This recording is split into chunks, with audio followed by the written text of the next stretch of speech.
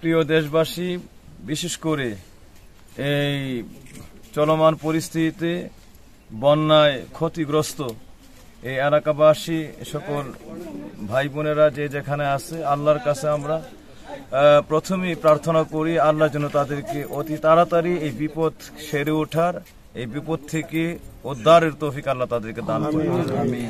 আমি আপনাদেরকে বলছি, অনেক বাড়িঘর এই এলাকায় এই বন্যাতে, কঠিন বন্যা বাইক ইউনিয়নের বিভিন্ন গ্রামের ঘর বাড়ি ধসে গিয়েছে।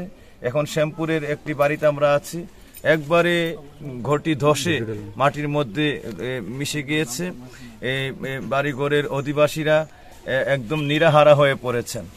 তা আমরা এখানে এসে তাদের যে অবস্থা দেখলাম, আমার মনে হচ্ছে যে হৃদয়বান ভাইয়েরা, বিত্তমান ভাইয়েরা যারা আছেন, আপনারা এই এলাকার বানবাসী বিপর্যস্ত এই মানুষগুলির দিকে আপনারা একটু মেহেরবানির নজর করুন, পুনর্বাসনের ব্যবস্থা করে দিন।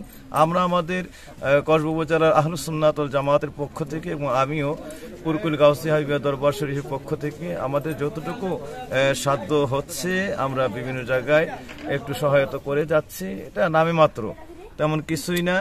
আপনারা যারা আরো হৃদয়বান ভাইয়েরা ব্যক্তিরা আছেন, আপনারা ওনাদের প্রতি আপনাদের দয়ার হাতকে আরো বহুলাংশে সম্প্রসারিত করেন, আপনাদের সকলের প্রতি বিনয়ের সহিত আরজ করছি।